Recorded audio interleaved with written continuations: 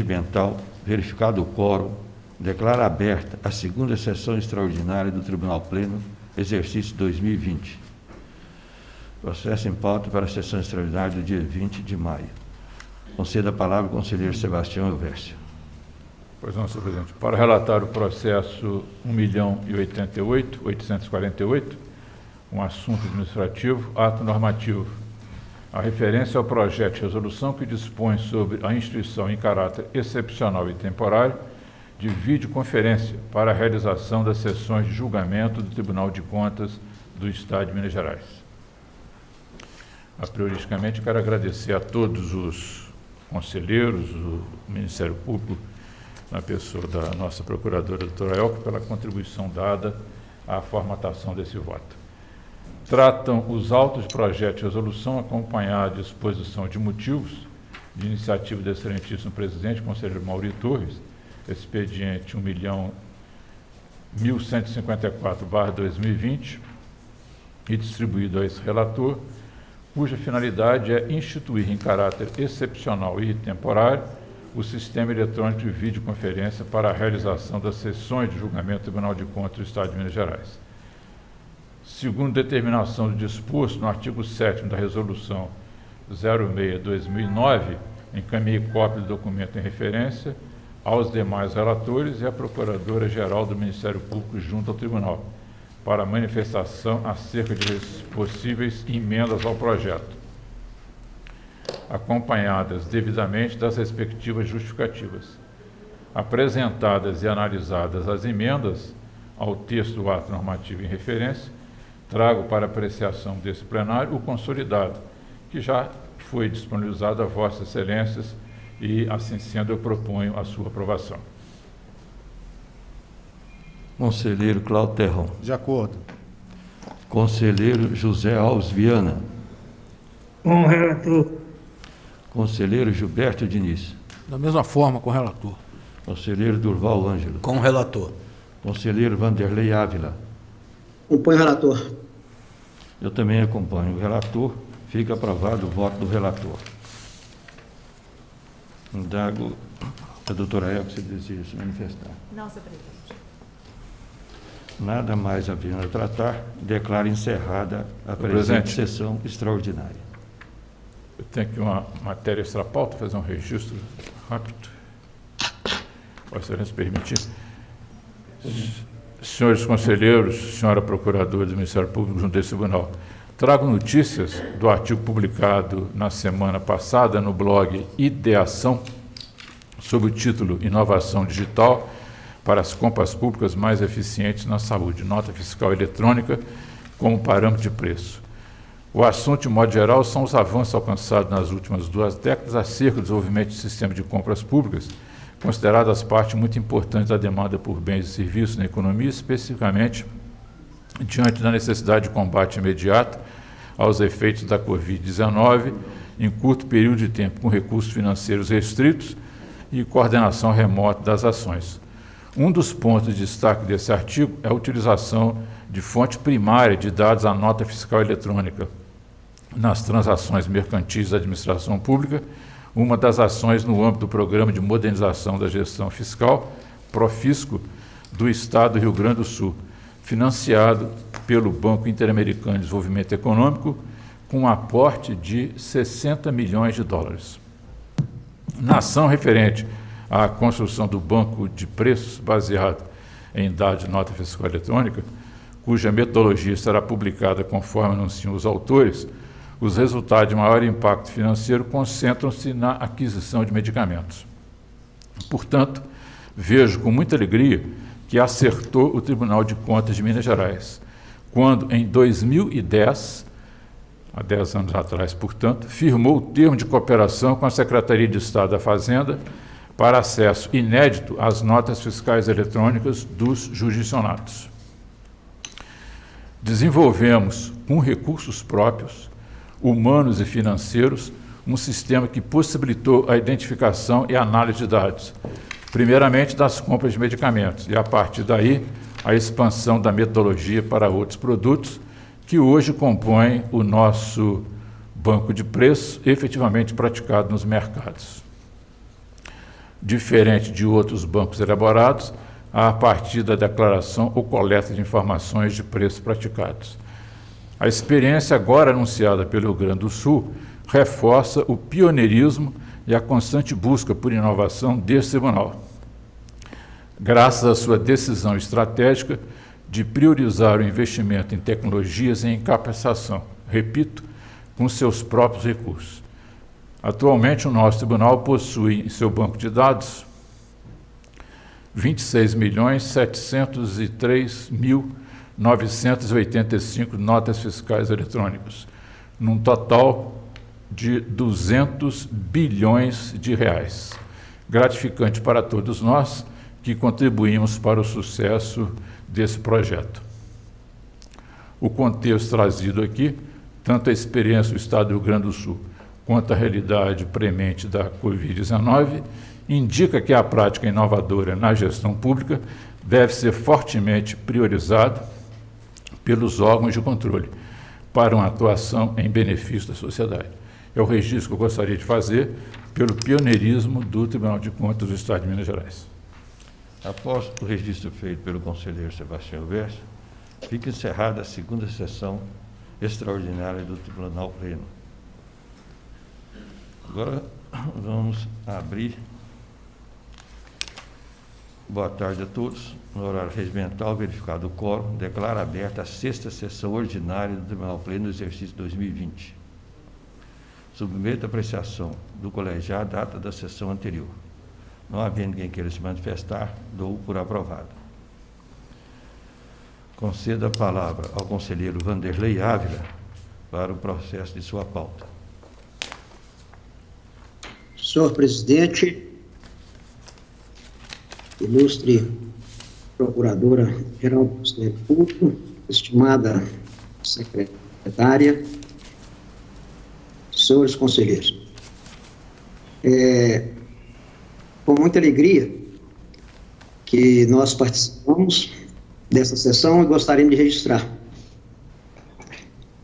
o nosso reconhecimento pelo empenho dedicado pelo nosso corpo técnico para que pudéssemos, então, estar fazendo com que essa sessão acontecesse.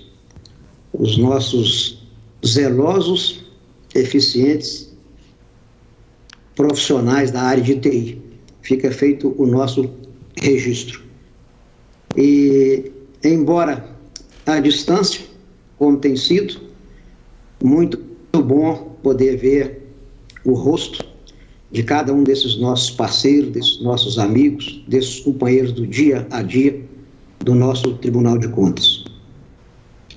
É sempre muito bom e com alegria, assim, redobrada, do reconhecimento que o sistema de contas tem em relação ao nosso Tribunal de Contas do Estado de Minas Gerais, quando o conselheiro Sebastião Elvésio faz uma digressão aí aos anos 2010. Então está bem aceso em nossa memória, quando do início do pensamento e da origem do nascimento, e hoje a gente feliz com esse reconhecimento do sistema Tribunal de Contas. Quando o conselheiro Sebastião faz dessa alusão, eu gostaria também de registrar que essa pandemia, né, que nos ensina uma nova maneira de viver, nesses 16 anos de Tribunal de Contas, eu nunca vi tanta ferramenta maravilhosa brotar. Não só através da Tricom, do IRB, mas ferramentas também individualizadas, feitas por conselheiros. Então, é um aprimoramento, e são muitas as ferramentas. Isso tem preenchido o nosso tempo, porque é muita matéria, é muito conteúdo postado tanto pelo IRB quanto pela Tricom. Cumprimentar, senhor presidente, na distância, mas nos mantendo informado a cada dia, a cada semana, de tudo aquilo que tem se passado. e cumprimentá-lo e parabenizá-lo pelas decisões que têm sido tomadas, ponderadas, porém na trilha e no caminho certo.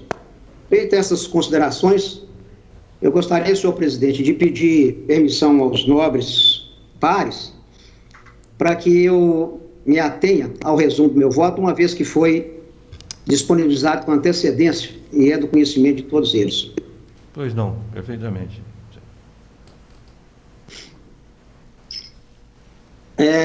Trata-se de um termo de ajustamento de gestão, processo 1.071.506, a procedência processo 1.031.372, uma auditoria na Prefeitura Municipal de Luz.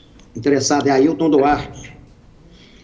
Na sessão da 38ª sessão ordinária da segunda Câmara dessa Corte, em 18/12/2019, foi deliberado o presente termo de ajustamento de gestão, celebrado no Tribunal de Contas por mim, representado no pactuar do instrumento, e a Prefeitura Municipal de Luz, na forma da resolução de número 14 de 2014 desse tribunal, para a adequação consensual da estrutura tributária municipal diante dos apontamentos realizados por meio da auditoria de conformidade de número 1.031.372, visando a maximização da arrecadação e o consequente incremento da receita municipal. Aprovado o termo naquele colegiado, eu trago o instrumento para ser submetido à homologação do Tribunal Pleno, por força do artigo 5º, parágrafo 9º da Resolução 14 de 2014. Após a sessão, dê ciência à Prefeitura, bem como à Câmara Municipal, do resultado dessa liberação. É esse o voto. Conselheiro Sebastião Verde. Conselheiro Cláudio Terra. De acordo. Conselheiro José Alves Viana. De acordo. Conselheiro Gilberto Diniz. Senhor presidente, gostaria de cumprimentar o relator, o decano do tribunal, o conselheiro Vanderlei Ávila, mandando meu abraço virtual. E também, da mesma forma que os pares que me antecederam, acompanho o relator. Conselheiro Durval Ângelo. Senhor presidente, eu acho que o conselheiro decano traz uma reflexão importante aqui para nós nessa tarde. Acho que nada será como antes, após essa pandemia. Eu acredito que muitos gestos de solidariedade, de humanismo, vão surgir nesse momento, porque estão demonstrando, como o próprio conselheiro colocou, a fragilidade da vida humana, né? E é nesses momentos que se aprofunda e se resgata o mais profundo do humano.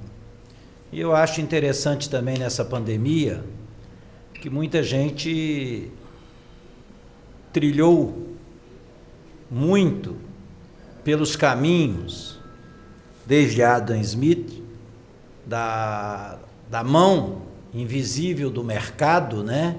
E agora estão descobrindo que em determinadas crises tem necessidade também do Estado de corpo presente, especialmente nas questões de saúde pública. Interessante que alguns que antes criticavam o SUS, usando coletes distintivos do Sistema Único de Saúde, que ninguém melhor como o constituinte, conselheiro Sebastião Elveste, poderia falar sobre o SUS nesse momento. Mas mesmo outras questões que a gente está vendo na Europa e nos Estados Unidos, da necessidade desse corpo presente do Estado em atividades econômicas. E isso também nos leva a uma reflexão de resgatar e aprofundar cada vez mais o papel de um órgão de controle de contas. Isso também para nós é importante. Eu acho que, e aí o Vanderlei destaca das coisas que estão sendo criadas, ferramentas, instrumentos, para exercer com eficácia e eficiência esse controle. Então, quero me aliar às palavras do conselheiro relator, seguindo na íntegra o seu voto. Fica aprovado o voto do relator. Concedo a palavra ao conselheiro Sebastião Viegas para sua pauta. É o processo 1.084.576, embargo de declaração, embargante Volmar de Paula Castro. Em preliminar de admissibilidade, eu conheço do recurso. Conselheiro Cláudio Terrão. Também conheço. Conselheiro José Alves Viana. Conheço. Conselheiro Gilberto Início. Também conheço. Conselheiro Durval Ângelo. Também conheço. Conselheiro Vanderlei Ávila. Acompanho o relator. Fica admitido o recurso. No mérito, não subsistindo os argumentos apresentados, nego-lhes provimento, pois a decisão atacada não padece de qualquer omissão, obscuridade ou contradição, mantendo-se assim em seus exatos termos a decisão prolatada no recurso ordinário 1.066.678, na sessão do Tribunal Pleno de 4 de dezembro de 2019. Intime-se o embargante por seus procuradores, nos termos do artigo 166, parágrafo 1º, 1, da Resolução 1208, o nosso regimento interno. Transitada em julgado essa decisão e promovidas as medidas legais cabíveis à espécie, arquivem-se os autos deste recurso. Conselheiro Cláudio Terrão. De acordo. Conselheiro José Alves Viana. Com o relator. Conselheiro Gilberto Início. Com o relator. Conselheiro Durval Ângelo. De acordo. Conselheiro Vanderlei Ávila. Com o relator. Fica aprovado o voto do relator. Concedo a palavra ao conselheiro Cláudio Terrão. Boa tarde a todos. Processo 1.071.432, consulta da Câmara Municipal de São Joaquim de Bicas. Em admissibilidade, observadas as disposições regimentais vigentes para espécie, notadamente o parágrafo 1º do artigo 210b do Regimento Interno, conheço da consulta. Conselheiro José Alves Viana. De acordo. Conselheiro Gilberto Início. Também admito a consulta. Conselheiro Durval Ângelo. Admito. Conselheiro Vanderlei Ávila. Com o relator. Conselheiro Sebastião Veste. Conheço. Eu também conheço, fica admitida a consulta. No mérito, responda aos questionamentos formulados pelo consulente nos seguintes termos. 1. Cabe à legislação, no âmbito do ente instituidor do benefício, estabelecer as condições a serem satisfeitas pelo servidor para se enquadrar na posição de beneficiário do auxílio alimentação, inclusive no que concerne às situações funcionais que configuram efetivo exercício para essa finalidade. 2. Caso não haja disposição legal expressa em sentido contrário, é possível o pagamento do auxílio alimentação durante o gozo de férias e de licença maternidade, utilizando-se de outras normas como referencial de efetivo exercício, a exemplo do artigo 102 da Lei 8.112/90. 3.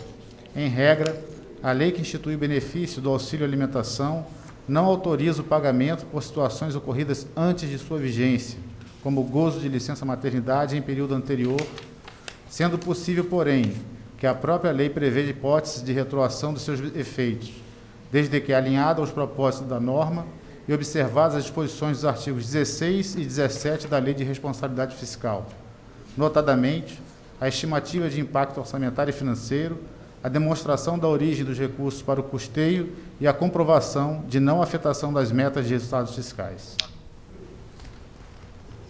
Conselheiro José Alves Viana. Com o relator. Conselheiro Gilberto Início. Também com o relator. Conselheiro Durval Ângelo. Com o relator. Conselheiro Vanderlei Ávila. Acompanho o relator. Conselheiro Sebastião Veste. Com o relator. Também acompanho o relator, fica aprovado o voto do relator. Consulta 1.077.108, Câmara Municipal de Alpinópolis. Em admissibilidade, observadas as disposições regimentais vigentes para espécie, notadamente o parágrafo 1º do artigo 210b do Regimento Interno, conheço da consulta. Conselheiro José Alves Viana. Conheço. Conselheiro Gilberto Início. Conheço. Conselheiro Durval Ângelo. Conheço. Conselheiro Vanderlei Ávila. Acompanho o relator. Conselheiro Sebastião Veste. Admito. Eu também acompanho o relator, fica admitido a consulta. Responda aos questionamentos formulados pela consulente nos seguintes termos. 1. As regras estabelecidas pela Lei Complementar 161/18 que autorizam a captação de recursos municipais pelas cooperativas de crédito, bem como os desdobramentos constantes na resolução número 4659/18 do Banco Central do Brasil, aplicam-se à administração direta municipal, incluída a Câmara Municipal, e às suas entidades da administração indireta, bem como as empresas por elas controladas. 2. A existência ou não de bancos oficiais na circunscrição do município é irrelevante para fins de aplicação da Lei Complementar número 161/18. Conselheiro José Alves Viana. De acordo. Conselheiro Gilberto Diniz. Também. Conselheiro Durval Ângelo. Com o relator. Conselheiro Vanderlei Ávila. Acompanho o relator. Conselheiro Sebastião Verso. Com o relator. Também acompanho o relator, fica aprovado o voto do relator. Agora conceda a palavra ao conselheiro José Alves Viana para a sua pauta. Inicialmente, desejo uma boa tarde a todos. Também quero somar a manifestação do conselheiro Vanderlei Ávila, acrescida das considerações do conselheiro Durval Ângelo. Voltando à pauta, trago 2 embargos de declaração. Processos número 1.084.618 e 1.084.619. Peço antecipadamente, senhor presidente, a dispensa da leitura da íntegra dos votos. Perfeitamente. Preliminar. Em juízo de admissibilidade nos termos do disposto no parágrafo único do artigo 320 do regimento interno desta Corte, verifique-se que os embargos são próprios, tempestivos e atendem aos dispostos no artigo 325, aliás, combinado com o artigo 343 da Resolução 12/2008 do Regimento Interno, razão pela qual conheço os presentes recursos. Conselheiro Gilberto Diniz. Conheço. Conselheiro Durval Ângelo. Também conheço. Conselheiro Vanderlei Ávila. Com o relator. Conselheiro Sebastião Verso. Com o relator. Conselheiro Cláudio Terrão. Também acompanho o relator. Fica admitido o recurso. Em conclusão, em vista do exposto na fundamentação,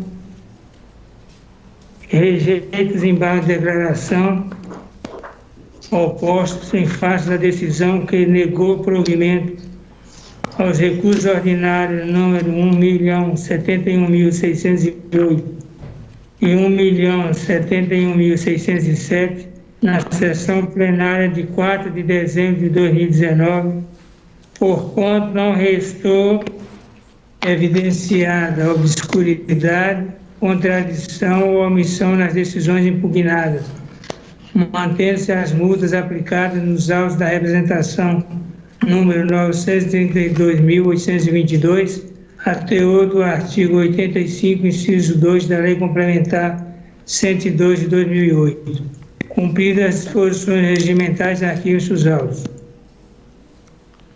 Conselheiro Gilberto Diniz. Senhor presidente, eu, pedindo vênia ao relator, cheguei a um entendimento diferente, conforme eu passo a expor.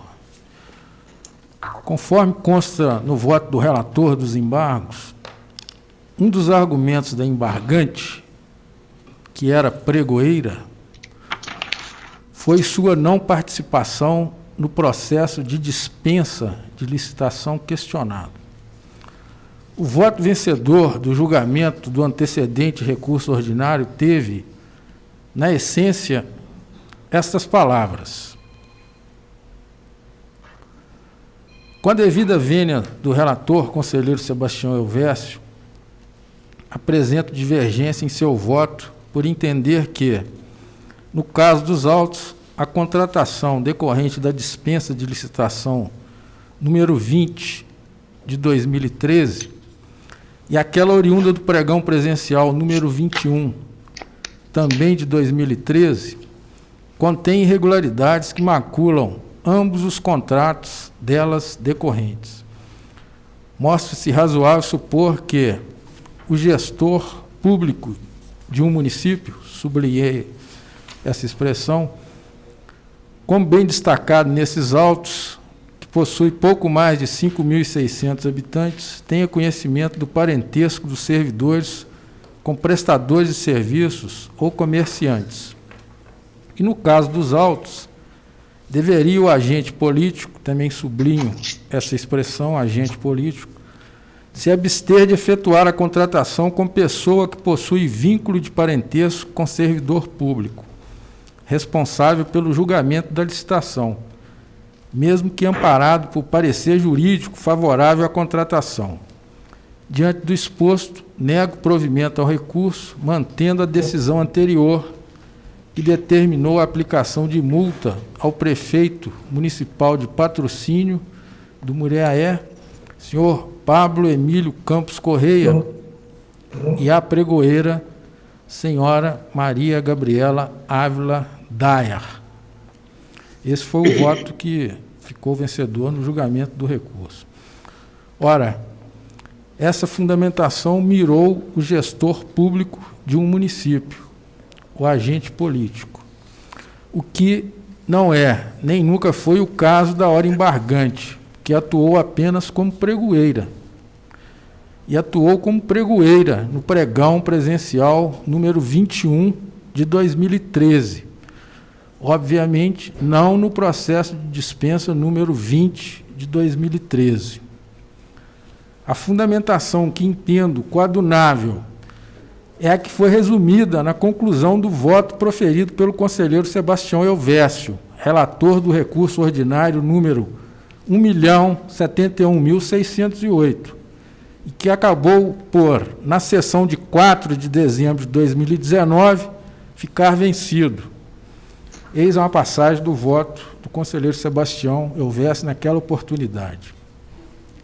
Acompanhando a manifestação da unidade técnica, voto pelo provimento do recurso para reformar a decisão prolatada pela primeira Câmara na sessão de 18 de junho de 2019 e a consequente exclusão da multa de R$ 5.600 aplicada à senhora Maria Gabriela Ávila Dayer, pregoeira à época, uma vez que as justificativas apresentadas revelam que não houve a sua participação na realização do processo de dispensa número 20 de 2013, bem como quanto ao pregão presencial número 21/2013. Não vislumbro indícios de direcionamento e conluio entre os licitantes de forma a macular o certame. Recomendo ainda que, nos próximos certames, ao constatar o parentesco de licitantes, o pregoeiro se afaste provisoriamente de suas funções e outro servidor assuma, de forma a alcançar a melhor proposta no pregão presencial de maneira impessoal e imparcial. Aderindo agora àquela fundamentação, inauguro divergência para dar provimento aos embargos com efeitos modificativos e assim desconstituir todas as multas aplicadas à senhora Maria Gabriela Ávila Dayer, por ocasião do julgamento da representação, processo 932.822. Por fim, com inspiração ainda no citado voto do conselheiro Sebastião Elvésio, recomendo que, nos próximos certames, a administração municipal adote as providências cabíveis, de modo a não propiciar o surgimento de dúvidas quanto à obediência ao princípio da impessoalidade. É como voto, senhor presidente. Senhor presidente. Pois não, a palavra ao conselheiro Zé Luziano. Eu vou manter meu voto porque a pregoeira participou, inclusive contratando a própria avó dela. Então eu mantenho meu voto porque ela teve participação. Tudo bem. Conselheiro Durval Ângelo. Com voto divergente. Conselheiro Vanderlei Ávila. Com o relator. Conselheiro Sebastião Elvésio. Com voto divergente. Conselheiro Cláudio Terrão. Senhor presidente, também vou acompanhar a divergência, né, por entender que houve, sim, omissão quanto às questões fáticas trazidas no recurso, até porque, naquela oportunidade, eu já havia acompanhado o voto do relator conselheiro Sebastião Elvésio. Então, acompanha a divergência, dando efeitos infringentes aos embargos de declaração. Ficam aprovado o voto divergente do conselheiro Gilberto Diniz, vencido o conselheiro Zé Alzianos e o conselheiro Vanderlei Ávila.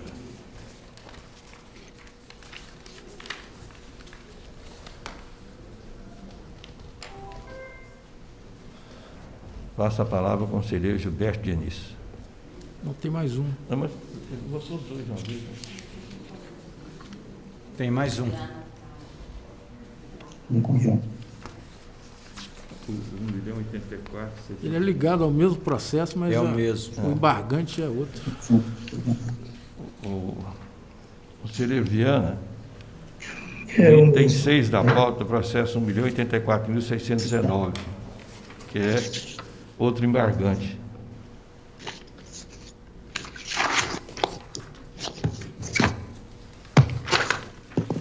Eu fiz a leitura dos dois processos, numa leitura só. E a conclusão é a mesma para os dois processos, senhor presidente. Então, eu vou colher o voto do segundo processo, que é o processo o número 6 da pauta, 1.084.619. Perfeitamente. Conselheiro Gilberto Diniz.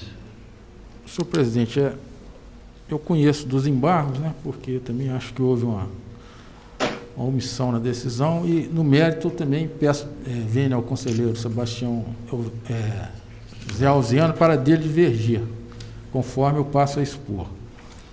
Conforme consta no voto do relator dos embargos, um dos argumentos do embargante foi o de que seus atos foram embasados em pareceres jurídicos.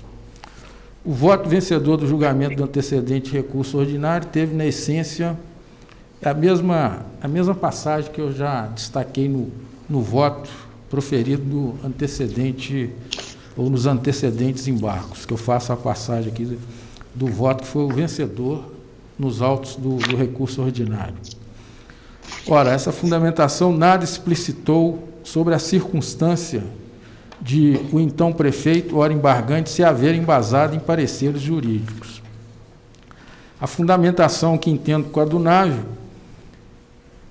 é a que foi resumida na conclusão do voto proferido pelo conselheiro Sebastião Elvésio, relator do recurso ordinário, processo 1.071.607, e acabou por, na sessão de 4/12/2019, ficar vencido.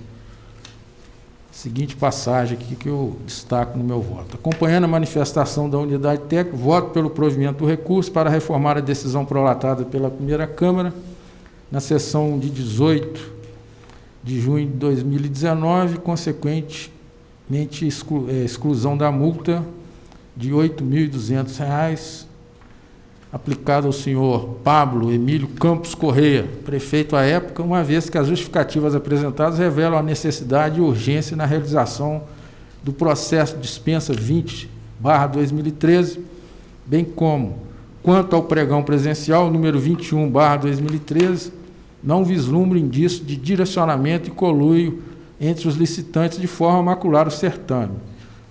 Recomendo ainda que, nos próximos certames, ao constatar o parentesco de licitantes, o pregoeiro se afaste provisoriamente de suas funções e outro servidor assuma, de forma a alcançar a melhor proposta no pregão presencial, de maneira impessoal e imparcial.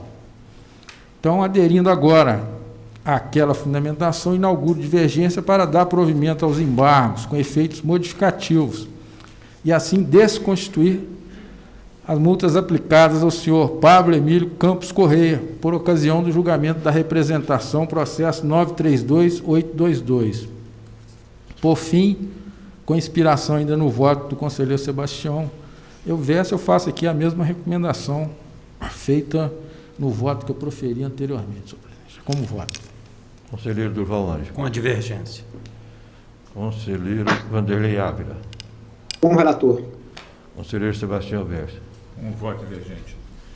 Conselheiro Cláudio Terrão. Também acompanha a divergência.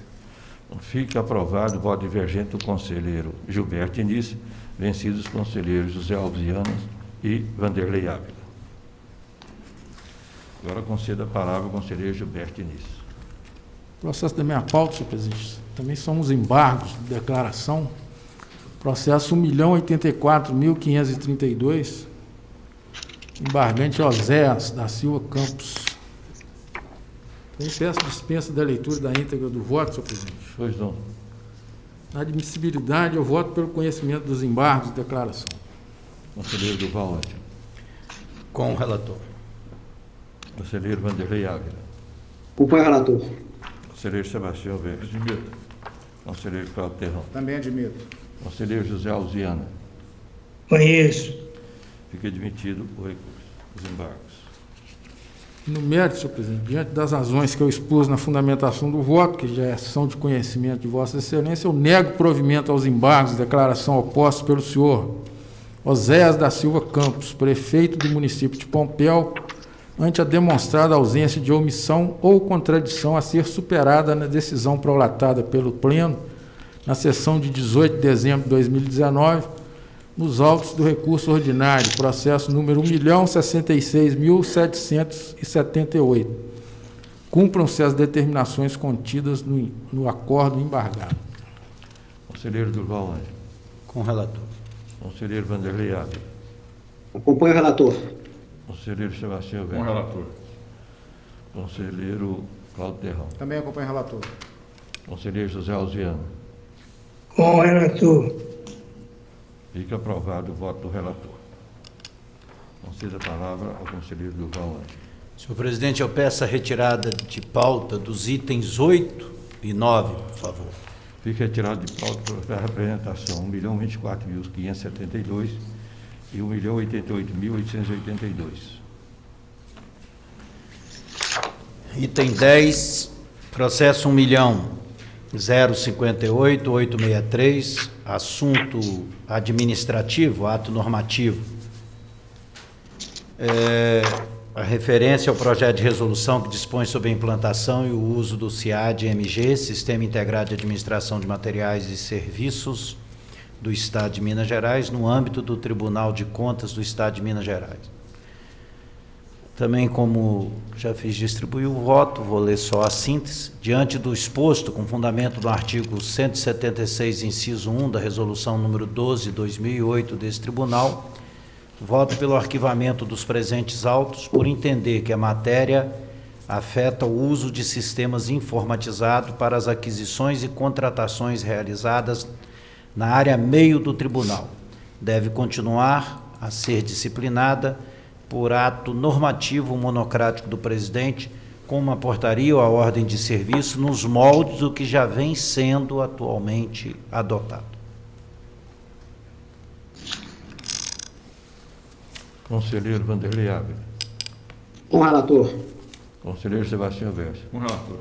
Conselheiro Cláudio Terrão. Com o relator. Conselheiro José Alves Viana. Com o relator. Conselheiro Gilberto Diniz. Também acompanho o relator. Também acompanho o relator, que é aprovado o voto do relator. Esgotada a pauta, dado os senhores conselheiros, a matéria está pauta. Conselheiro Vanderlei Ávila. Não, senhor presidente. Conselheiro Sebastião Verde. Também não. Conselheiro Cláudio Terrão. Também não, excelência. Conselheiro Gilberto Diniz. Não. Conselheiro Durval Ângelo. Não? Eu tenho uma comunicação para fazer em cumprimento ao disposto. Eu também não. Pede pela ordem. Repetir, conselheiro. Esqueceu do Viana. Conselheiro José Alziano, desculpa. Estou aqui em casa. Eu também não.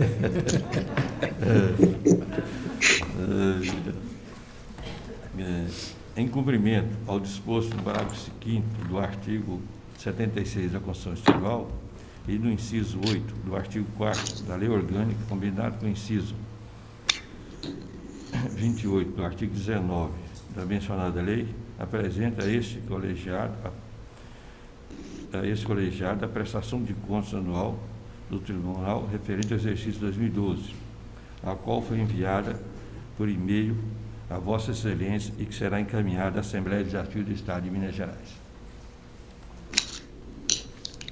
19. Na retomada das sessões, aproveito a oportunidade para congratular a todos os servidores que estão trabalhando de forma incansável para que o TCE continue funcionando e atuando com eficiência durante a pandemia. Agradeço de forma especial os servidores da Secretaria das Câmaras, do Pleno, Presidência, Protocolo, CAD, CDM, Coordenadoria de Jurisprudência e Súmula, Diretoria de Finanças, DAI, DGP e DTI, que por meio de escalas, revezamento ou de forma remota, garante apoio à infraestrutura. Aos que trabalham intensamente para o preparo da prestação de contas anual do Tribunal, exercício 2019, especialmente os membros das comissões inventariantes dos bens, direitos e obrigações da Casa, bem como a Comissão de Prestação de Contas. Aos funcionários da limpeza, manutenção e segurança que continuam mantendo os cuidados nas edificações do TCE. Por fim, não poderia deixar de citar nossos servidores que estão em suas casas, terceirizados, gestores que, através do home office, estão produzindo para o bom andamento dos nossos trabalhos. Deixar um agradecimento a todos os servidores da Casa e a todas as autoridades da Casa com a colaboração que tem dado à presidência nesse período de muitas dificuldades com a pandemia. Indaga a doutora Elke se deseja fazer uso da palavra. Senhor presidente, eu apenas gostaria de parabenizar Vossa Excelência e todo o corpo de servidores desta Casa pelos esforços que vêm sendo envidados para manter o bom funcionamento desta Casa no cumprimento do seu dever constitucional.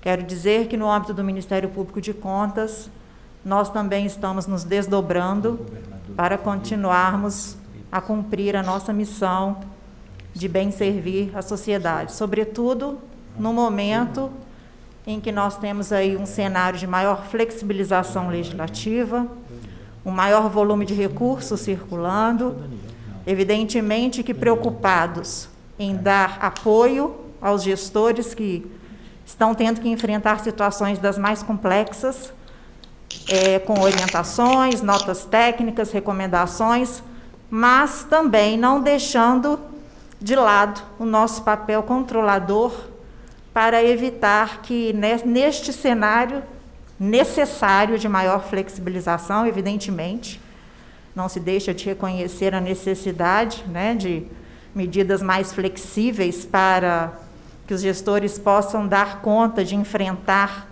a contento todo esse contexto dessa pandemia, mas exercendo o nosso papel de vigilantes, né, na representação aí dos interesses da coletividade para obstarmos a prática de irregularidades. E quero dizer que nós estamos absolutamente em sintonia com esta Casa, procurando seguir os mesmos passos e apenas dando os toques necessários que são